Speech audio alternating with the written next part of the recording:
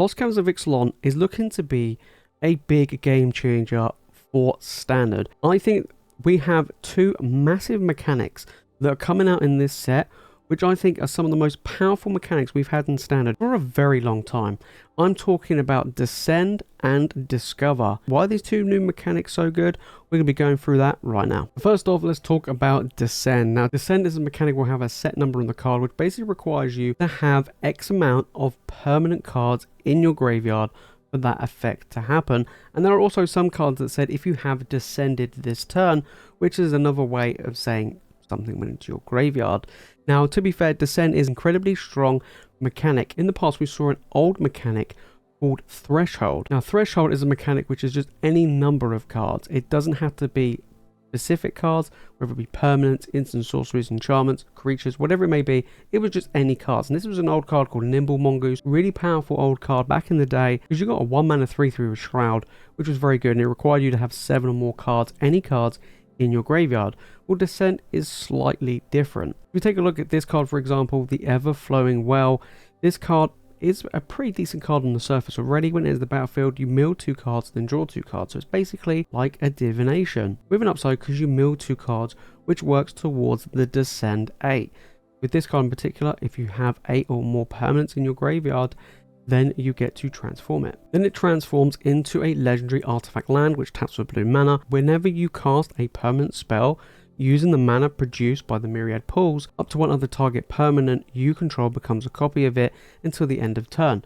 You get really cool effects. You get rewarded for having that, amount of cards in your graveyard. But this is just one example. There are some much stronger cards that support the Descend mechanic. Like, for instance, Souls of the Lost. To be fair, powerhouse of a creature, right? As an additional cost to cast this spell, you discard a card or sacrifice permanent. That's already 1 card towards Descend, right? Then it has its power is equal to the number of permanent cards in your graveyards, and its toughness is equal to that number +1. So already it's come into play as a 1/2 if nothing else is in your graveyard, because you had to sacrifice or discard something. Now, you could just jam pack your deck full of permanent cards, whether it be lands, creatures, planeswalkers, enchantments, artifacts. It's fine. You don't have to play instant sorceries, and you get rewarded not by playing that many. Of course, you could play some, but not that many. Now, we could card like the Ancient One, which is a card that recently got shown. This is extremely powerful. This is an example of how good Descend is, right? 2 mana for an 8/8. So similar to that last creature where it kind of grows as the game goes on, this is just a big guy straight off the bat, right? This can't attack or block unless you have 8 cards in your graveyard. So it isn't really doing anything until you get to that point. But for 4 mana, you get to draw a card and discard a card. You get to loot. And then when you do, target player mills cards equal to the discarded card's value. So let's say you discarded a 5-drop. You can mill yourself a 5. And then before you know it, this guy turns on ready to rumble. And that's just incredible, right? That's just incredible. And there's so many ways that you can force yourself to discard cards or mill yourself in Standard. And on top of that, you could use other things like Field of Ruin, destroy lands, bring stuff back. It's just so good, right? It is so good that you can fill up the graveyard incredibly quick. Now, we saw cards in the past with older mechanics, like we talked about Threshold. Some of you guys may know the mechanic of Dredge. On the surface, you could read Dredge and you're thinking this is a terrible mechanic. We know it's absolutely busted. Now, I wouldn't say this is anywhere near on the same power level as Dredge. In fact, this is weaker Threshold, but it is easy to fuel rather than some of the other cards that already exist in Standard, where like their power and toughness is equal to like the number of creatures in your graveyard or something like that. This is just all permanent. This is an example of a card that doesn't have a Descend number, but it talks about you descending. So Molten Collapse is a very good removal spell. We've got red-black, destroy target creature or planeswalker for 2 mana sorcery is already very good. And then you have destroy target non-creature, non-land permanent mana value 1 or less. Now it says choose one. If you descended this turn, you may choose both instead. You descended if a permanent card was put into your graveyard from anywhere. Mill it, destroy, discard, it doesn't matter. This is very good. Now, in older formats, I feel like this has a lot more of a home, maybe like in Modern, maybe Legacy, but probably not more so in Modern, and even Pioneer. But it's still very good, and descending, especially in Modern, is very easy. I mean, you just use a fetch land, and you're pretty much good to go. So, yeah, very good. There's lots of good ways to put stuff into your graveyard to help trigger Descended and just Descend in general. Then we have a new card here called Corpses of the Lost. This is a very interesting way of using the Descend mechanic. 3 mana enchantment. Skeletons you control get +1/+0 and have haste. When it enters the battlefield, you get a 2/2 black skeleton creature token. Basically, a 3/2 with haste for 3 mana. At the beginning of your end step, if you descended this turn, you may pay 1. If you do, return Corpses of the Lost to its owner's hand. You get to just play it all over again. I wouldn't say it's necessarily a strong card. This could be actually pretty decent against a control style deck. You imagine you just keep, paying 1 life, you descend, you bring it back, and you keep redoing it and redoing it. That's actually pretty good. I mean, I don't think there's that many good skeletons that you want to be playing. This gives you another example of how good Descend is. Then we have Echo in Depths, which is an example of a land which works with these Descend graveyard style decks. It's a cave, probably not that relevant, and most of the caves are quite weak. Taps are colorless, but when it enters the battlefield, it becomes a copy of a land in your graveyard. So, I'll give you an example, right? You could copy some of the creature lands that could be in your graveyard, like a Mishra's Foundry or anything like that. It could just come in as a copy as a dual land. I mean, it depends what's in your graveyard because you've milled it to fuel your Descend. So this is a very, really good card. Keep an eye on what gets released land-wise over the next coming, sets as well, because this will still have, an impact as well. And then older formats, this is like a reverse Vesuva. Vesuva copies the land when it comes into play, of a land already in play, but this comes in as something as, obviously this does the graveyard, so it's quite interesting interactions there. Then we've got another card with Descend. This one's a really good one, Starving Revenant. I actually saw this and I thought, hang on a minute, it's actually pretty decent. We've got 4 mana 4/4, decent stat body. When it enters the battlefield, you get to Surveil 2, which, okay, we get some immediate card advantage. Then for each card you put on the top of your library, you draw a card and you lose 3 life. You can either just dump the 2 cards in your graveyard to help Descend, or you can be like, you know what, I want to basically draw it, but I lose 3 life each time. Now, don't play this when your opponent has a shielded out. It's pretty rough. But overall, this is actually pretty good. Then it has Descent 8 on top of that. So just already on its own. But see that first ability, and I thought, you know what? That's not too bad. And then we had the Descend. Whenever you draw a card, if you have 8 or more permanents in your graveyard, target opponent lose 1 life and you gain 1 life. So now all of a sudden, you're only paying 2 life, right, to draw one of these cards. But you're making your opponent lose life. And you imagine you just have this out. You have Shieldred out. I mean, they're both 4 drops, but you had both of them out. Draw a card. You're gaining 3 life a turn, and you're draining your opponent for 1. I mean, this is absolutely incredible. I actually really like this card. I think he will see play. But this is another example of fueling Descend and Descend itself. Now here we have Terror Tide, which is a 4 mana sorcery. So it is a sorcery. All creatures get -X/-X to the end turn, where X is the number of permanents in your graveyard.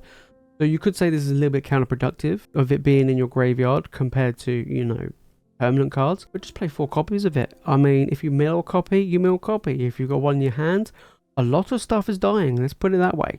Especially if you're putting stuff in your graveyard very quickly, if you have ways to, discard or self-mill or anything like that, you can really turn the tide, as it was, to really take over the game. So I actually quite like this card. It can be a pretty good board sweeper for 4 mana in black. Hey, I rate it. Black really struggles with creatures at the moment, especially if they go wide. Single target's okay, but if they go wide, it can be quite tricky.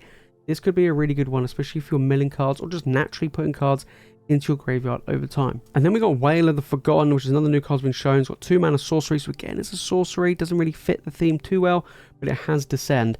So you choose 1. There's 8 or more permanents in your graveyard. As you cast this spell, choose 1 or more instead. And then it has return target non-land permanent to its owner's hand. Target opponent discards a card, and then you also have look at the top 3 cards of your library, put 1 of them into your hand and the rest into your graveyard. So again, it kind of fuels itself as well. So you could just play this as a 2 mana bounce spell, sorcery speed bounce spell. It's not too bad. You could just use it to get some card advantage. You could look at the top 3 cards, put 1 into your hand, put the rest in your graveyard. It helps fuels Descend for later on, for more copies of this or more copies for other cards. Very, very strong. Or you can make your opponent discard a card. I actually rate this, to be honest. I do think this is pretty good. If you have Descend, you can just choose all 3. You make them discard a card. You can bounce something back to their hand, and you get card advantage. Very, very strong. Nice example of how good Descend is. Right, now we're going to come into Discover. Now, Discover is another new mechanic that's coming into Lost Caverns of Ixalan, which is very, very strong. Now, back in the day, we had a really old mechanic called Cascade, which was incredibly busted. So this is an example of a card with Cascade. Bloodbraid Elf, one of my all-time favorite Magic cards. It's a 4 mana 3/2 with haste and it has Cascade. When you cast this spell, you exile cards from the top of your library until you got a card that costs less than Bloodbraid Elf's mana, so 3 or less. And then you get to cast that spell. If not, you put itself and all the other exile cards on the bottom of your library in a random order. It happened upon casting the spell. Or Bloodbraid Elf even resolves, you Cascade to see what the other spell is you cast, and that spell then goes on the stack first. So it was a really interesting way of doing it. It got around counter magic as well, like if you were going to cast by a Braid Elf, you know, and you wanted to counter it, you would have to wait for the cascade to happen, so you have a choice of 2 different spells to counter. But that's basically how it worked with Bloodbraid Elf. But Discover is a more fixed, but I would say still a very strong version. If we take a look at the Geological Appraiser, right, we've got a 4 mana 3/2, very similar to Bloodbraid Elf, doesn't have haste, but when it enters the battlefield, if you cast it, you get to discover 3.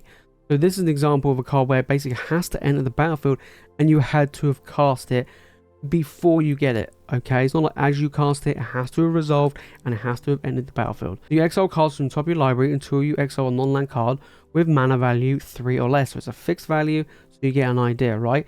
You get to cast it without paying its mana cost, or you put it into your hand. If you don't want to cast something, you can put it into your hand, which makes it a ton better in that respect. Let's take a look at some of the other cards in this set that have Discover, because this is very powerful. So we have Quintorus Khand, which does have the important word here, Discover 4 for its -3 ability. So we have a 5-drop Planeswalker here with 4 loyalty, and then whenever you cast a spell from exile, you deal 2 damage to your opponent and gain 2 lives. You kind of drain your opponent, right? So it has Discover 4.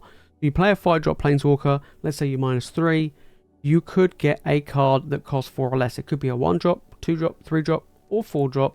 But if you don't want to cast that card, you can put it into your hand. This is a very strong mechanic, very powerful. Anytime you get a 2-for-1, it's just really good value. So a 5 mana Planeswalker that comes in, hey look, let's say they got an empty board, you do a -4, you do the -3, you get a 4-drop, say you get a 4-drop unknown creature, it could even be a sorcery, let's say you get a board sweeper, let's say you play him, -3, hit a depopulate, bang, wipe the board, nice and happy, you drain him for 2 as well, and then he sticks around and starts making, you know, spirit tokens. So it's a very good thing. But yes, you could get a 1-drop. It all depends how you build your deck, and you want to build your deck in such a way where you can kind of capitalize on the power of Discover, because anytime you get a good 2-for-1, it can be really good, and I do really rate that. So seeing a Planeswalker with this mechanic is very interesting and very strong. We have a big card here called Hit the Motherlode. This is like a real big extreme version of Discover. 7 mana, Discover 10 sorcery. If the discovered card's mana value is less than 10, you need to create a number of tapped treasure tokens equal to the difference. So this is crazy, right? I mean, 7 mana for basically 10 of value. If you got cards in your deck that's worth or cost more than 7, this is definitely worth it. I mean, even so, I mean, you imagine, I don't know, let's say you played this and you revealed a Traxxas. I don't know why we read 5-color deck, but let's say you played this and you hit an Atali, right, which is 7 mana. You get the Atali for 7 mana, so you pay the exact same, but in addition, you get 3 treasures. Hey, that's pretty sweet. Atali plus 3 treasures, I'll take that. Those are different examples of how this card would work. This is kind of a big top-end splashy card, but Discover is very strong. Now, we haven't seen a ton of cards with Discover yet. We've seen only a small few, not the whole set's been shown so far. Discover, unlike Descend, has had a few amount of cards shown, but we might get more. But it is a very powerful mechanic. You want to be quite careful of what cards have Discover.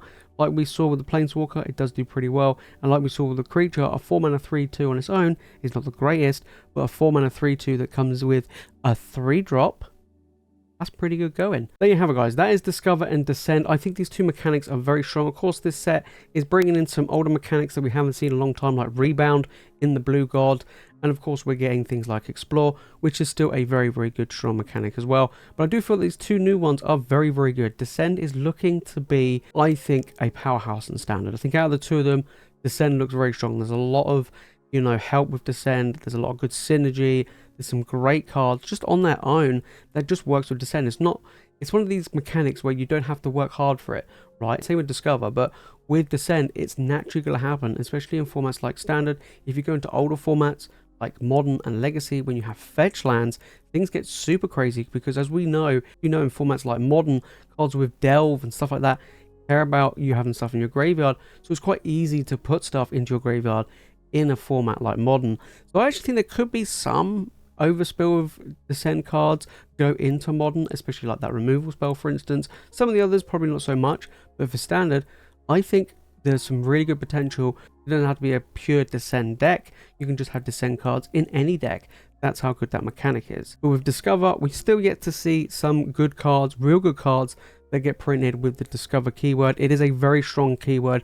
Do not underestimate it. Cascade was extremely powerful. This is a little bit weaker and a bit more fixed, but it does have the upside of the card can go into your hand, which is quite nice.